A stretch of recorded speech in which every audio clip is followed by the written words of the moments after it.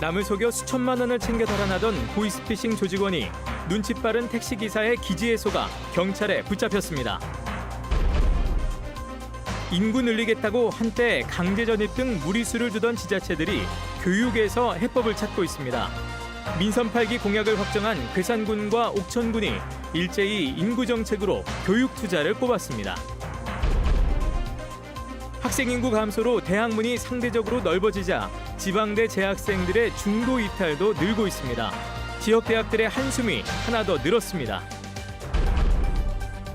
막대한 비용을 들여 폐기물을 처리하던 지자체와 외지 폐기물을 들여와 소속로 연료로 쓰던 지역의 시멘트 업체가 손을 잡았습니다. 제천에서 이러한 상생이 시작됐습니다.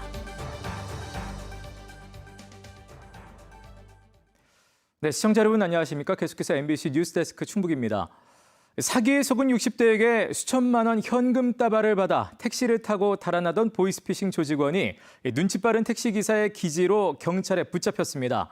이 택시기사는 사기범을 뒤에 태운 상태에서 경찰과 몰래 통화하며 즉흥적인 검거 작전을 펼쳤습니다. 이채연 기자가 보도합니다. 60대 여성으로부터 검정 비닐봉지를 건네받은 30대 여성이 서둘러 카페를 빠져나갑니다. 저금리 대출을 미끼로 피해자를 속인 뒤 3천만 원을 챙겨 달아나던 전화금융사기 조직원입니다. 젊은 여성을 태운 50대 택시기사는 직접 돈을 받아 송금하는 일을 한다는 등의 말에 전화금융사기 수금 책임을 눈치챘습니다. 택시기사는 곧바로 경찰에 전화를 건 뒤 여성에게 말을 걸어 경찰이 대화를 들을 수 있도록 했습니다. 여보세요? 아줌마가 53살이에요? 네. 53살이래 3천만 원을 줬단 말이야. 누구세요? 택시 타고 오래요. 오차까지. 경찰도 즉석에서 택시 기사와 검거 작전을 폈습니다. 그러면은 오창 어디쯤으로 하는지 위치를 알아야지 우리가 좀 갈 것 같은데. 아까 주소 찍은 데가 오창 중앙로 건지 맞죠? 일단 좀 시간 좀 끌어보실래요? 저희 직원한테 맞죠? 빨리 가라 그럴게요. 택시 기사는 도착 이후에도 여성을 뒤쫓았고 여성은 현금 인출기에서 돈을 보내던 중 경찰에 체포됐습니다. 이미 송금된 100만 원을 뺀 2,900만 원은 피해자에게 다시 돌아가게 됐습니다. 당한 사람 입장을 생각하면 3천만 원이라는 돈이 작은 돈은 아니잖아요. 3천만 원이 눈 깜짝할 사이에 없어진다는 생각을 하니까 무너지더라고요. 경찰은 택시기사에게 신고 포상금 30만 원을 수여하고 붙잡힌 수거책에 휴대폰 문자 대화 내역을 분석해 다른 조직원들을 쫓고 있습니다. MBC 뉴스 이채연입니다. 인구 감소 때문에 주소 전입 강제 할당 논란까지 빚었던 괴산군과 옥천군이 이제는 교육에서 해법을 찾고 있습니다. 인구 유입은커녕 살던 사람들까지 나가는 형국. 두 지자체는 고민 끝에 비슷한 결론을 내렸습니다. 특히 괴산군은 무리한 인구 전입 시도도 그만하기로 했습니다. 허지 기자의 보도입니다. 민선 8기 공약을 확정한 괴산군. 지역에 남은 학생들에게 공격적으로 투자해 성인이 된 이후에도 정착할 가능성을 여는 데 집중하기로 했습니다. 인구 유치보다 우선 유출을 막는 쪽으로 눈길을 돌린 겁니다. 지역 내 교육 환경 개선을 위한 5개년 계획 수립에 나선 가운데 매년 관내 모든 고등학생들에게 100만 원씩 장학금을 주고 학생 등하교 편의를 위한 행복 택시를 늘리는 등 당장의 지원책부터 확정했습니다. 관내 초, 중, 고, 대학의 파트별 교육 발전 전략을 담은 괴산군 교육강군 5개년 계획을 시행하겠습니다. 연장선에서 연말이면 강제 활당 논란을 일으켰던 인구 전입 정책도 실효가 없다고 보고 중단하기로 했습니다. 인구 늘리기로 확보하던 지방 교부세 대신 인구 소멸 지역 지원 예산 확보에 초점을 맞추기로 했습니다. 인구 문제의 근원을 교육에서 찾은 옥천군은 직접 학원까지 만들겠다고 나섰습니다. 민선 8기 공약을 확정한 황규철 옥천군수는 교육 문제가 옥천군의 약점이 되지 않아야 한다며 교육 문제 해결을 제일 핵심 과제로 꼽았습니다. 이를 위해 공공청사부지에 2027년까지 180억 원을 들여 군립학원 등 지역 교육 인프라를 집약할 연면적 4,000제곱미터 5층 규모의 평생교육원도 건립하기로 했습니다. 교육 전담 조직인 행복교육과를 신설하는 행정조직 개편과 함께 교육에 통 큰 투자를 예고했습니다. 행복 옥천교육 포털 홈페이지 구축 및 운영 등 14개 사업에 336억 원을 투입하여 한편 민선 8기 확정 공약에서 괴산군은 외국인 괴절 근로자 확대와 개광 산림정원, 대형 리조트 유치, 푸드테크 단지 조성 등을, 옥천군은 세로군 산업단지 조성과 충청북도의 레이크파크 사업에 발맞춘 대청호 도선 운항 공약 등을 발표했습니다. 각각 77개와 80개 공약 사업에 필요한 사업비로 괴산군은 6,900억 원을, 옥천군은 4,920억 원을 예측했습니다. MBC 뉴스 허재입니다. 지난 한 해 동안 학교를 그만둔 충북의 대학생들이 5,100명을 넘어섰습니다. 웬만한 대학 하나가 통째로 사라진 셈이죠. 지역 대학 가운데는 학생 3명 가운데 1명 이상이 학교를 떠난 곳도 있습니다. 지역 대학들 학생 모시기를 넘어 이제는 잡아두는 것조차 애를 먹고 있습니다. 김영일 기자가 보도합니다. 지역 거점 국립대인 충북대입니다. 이 학교에서 지난해에만 679명의 학생들이 대학을 떠났습니다. 전체 학생의 3.8%입니다. 이제 어쩔 수 없이 여기로 왔는데 더 공부를 해가지고 좋은 학교로 가기 위해서 다른 학교로 떠나는 애들도 있고, 같이 다니던 무리가 있었는데 거기서 한 절반 정도는. 지난 한 해 동안 충북의 4년제 대학에서 학교를 그만둔 학생 비율은 5.5%, 전국 평균인 4.9%보다 높았습니다. 충북 전체 13개 대학에서 5,200명 가까운 학생들이 학교를 떠난 겁니다. 1년 전보다도 180명 이상 늘었습니다. 학교별로는 중원대가 699명으로 가장 많았고, 청주대와 충북대, 세명대, 교통대 등의 순이었습니다. 순복음 총회신학교는 중도 탈락 학생 비율이 36.2%로 전국에서 가장 높았습니다. 특히 학령 인구 감소로 대학 입학문이 상대적으로 넓어지면서 신입생인 1학년의 이탈률이 상대적으로 높습니다. 다른 학교에 지원을 한다던가 다른 과로 전과한다던가 그런 식입니다. 그래도 과에 한두 명씩은 있는 것 같아요. 대학들도 학생들의 소속감을 높이기 위해 상담을 늘리고 교수 멘토링제와 동아리 지원 같은 활동도 추진하고 있지만 떠나는 학생들을 붙잡기에는 역부족입니다. 신경을 많이 써줬는데 결국엔 상위권, 수도권, 서울 경기권 대학으로 편입이든 아니면 반수든 그렇게 선택해서 가니까 그걸 강제로 막을 수도 없는 거지 않습니까? 가뜩이나 학령 인구 감소로 신입생 중원에 애를 먹고 있는 상황에서 학교를 떠나는 학생마저 늘면서 지역 대학들은 별다른 묘책도 없이 소가리를 하고 있습니다. MBC 뉴스 김영일입니다. 영동군이 도로공사비를 부풀리는 비정상적인 방식으로 레인보우 힐링 관광지 조경수를 구매한 사실이 감사원 감사 결과 드러났습니다. 감사원은 영동군이 힐링 관광지 순환도로 사업 명목으로 10억 원가량 예산을 부풀린 뒤 벼락맞은 느티나무 한 그루를 4억 원에 수의 계약하는 등 9억 9천만 원을 군의회 몰래 사용했다고 지적했습니다. 또 이 과정에서 감정평가 결과 등의 각종 절차를 무시하고 무자격 조경공사 등 다수의 특혜도 제공됐다며 박세복 전 군수 비위를 인사혁신처에 통보하고 업무 담당자 징계와 공사업자에 대한 형사 고발을 요구했습니다. 경찰은 감사원 결과를 토대로 담당자들을 조속히 불러 조사할 예정입니다. 또 이에 따라 경찰 수사도 속도를 낼 것으로 보입니다. 시멘트 회사들은 소속로 연료로 외부에서 많은 쓰레기를 들여와 반감을 사기도 했습니다. 반대로 지자체는 많은 비용을 써가며 지역 내 폐기물 처리를 외부 전문 업체에 맡겨왔지요. 시멘트 회사가 지역 내 쓰레기를 처리해주면 어떨까요? 제천에서 이 같은 아이디어로 양쪽의 상생이 시작됐습니다. 이지연 기자가 보도합니다. 제천에서 난 생활 폐기물이 모이는 자원관리센터.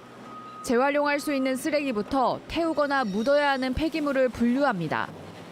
이곳으로 들어오는 쓰레기 양은 하루 평균 140톤에 이릅니다. 제천시는 폐기물 전문 업체에 톤당 10만 원을 주고 처리하고 있습니다. 그 후에는 태우거나 매립합니다. 이렇게 버려지는 쓰레기를 연료로 재사용하는 사업이 추진됩니다. 제천시와 지역 시멘트 업체가 협약을 맺고 돈 주고 처리해야 할 폐기물을 시멘트 생산 과정에 연료로 투입하기로 했습니다.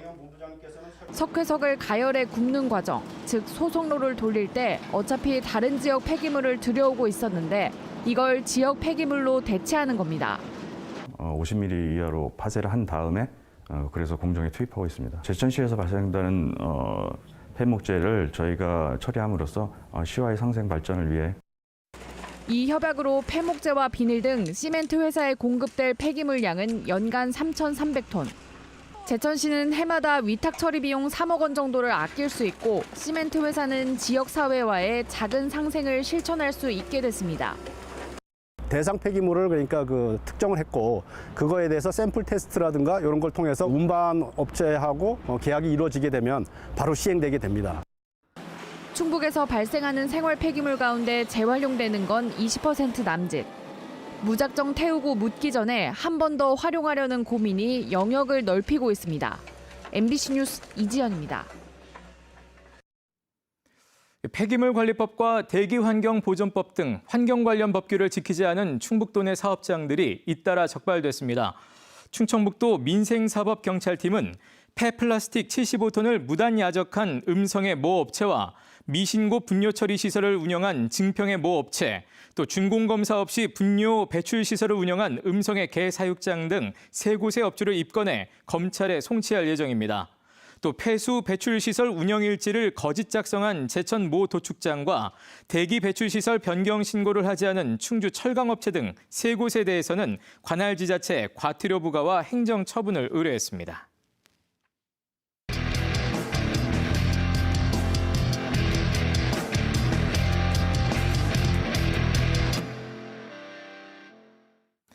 네, 전국체전이 내일 울산광역시에서 시작됩니다. 지난 2년 동안 코로나19로 제대로 열리지 못해 3년 만에 다시 열리는 전국체전인데요. 저희 MBC 충북도 선수들의 땀과 노력을 응원하고 함께 하겠습니다. 전국체전 기획보도, 오늘은 충북의 효자 종목인 우슈에서 맹활약 중인 두 선수를 이승준 기자가 만나봤습니다.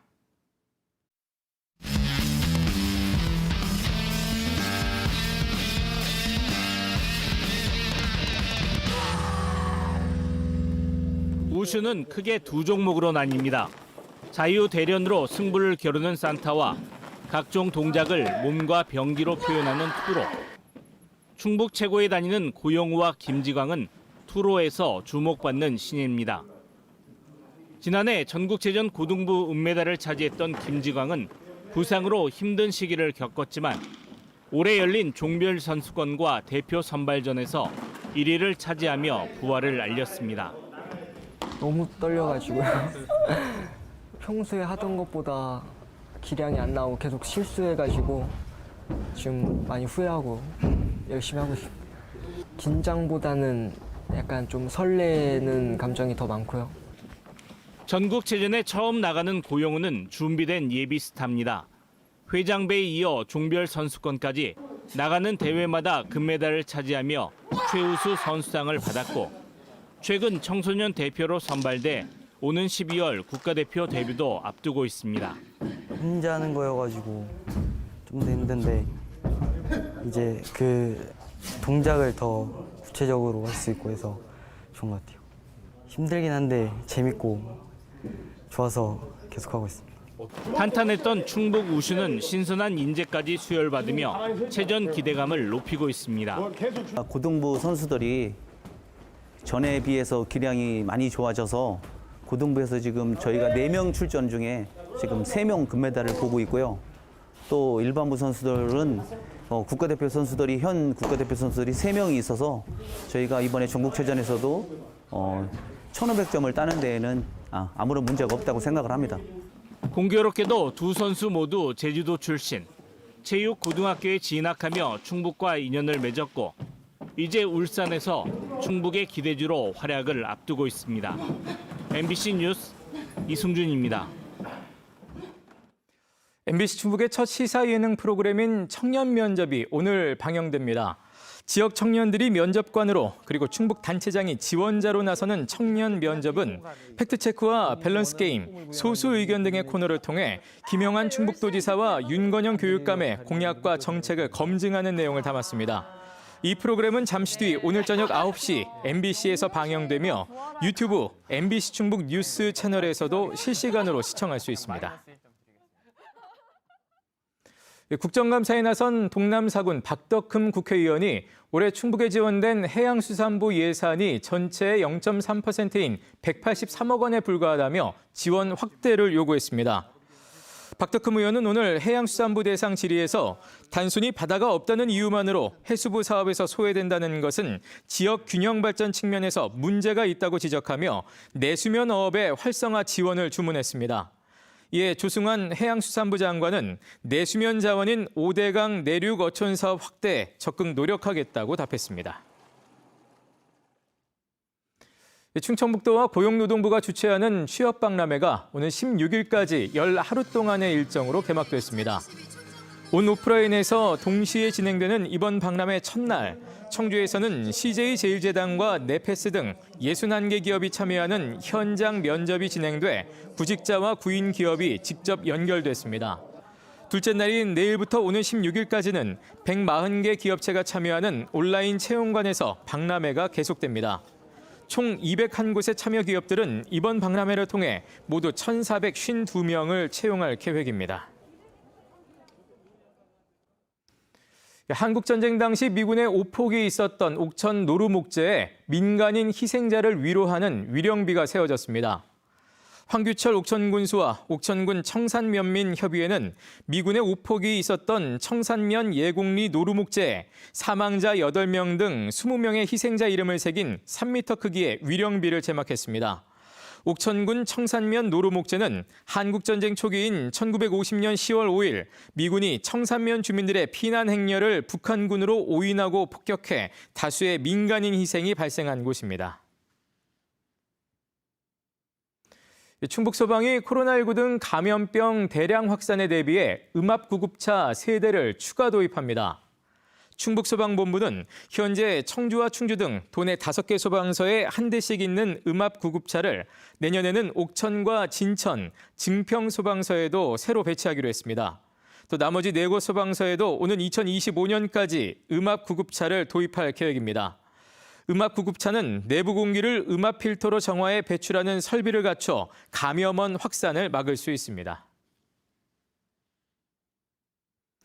제53회 영동 난개 국악축제와 제11회 대한민국 와인축제가 영동 레인보우 힐링관광지 일원에서 동시에 막을 올렸습니다.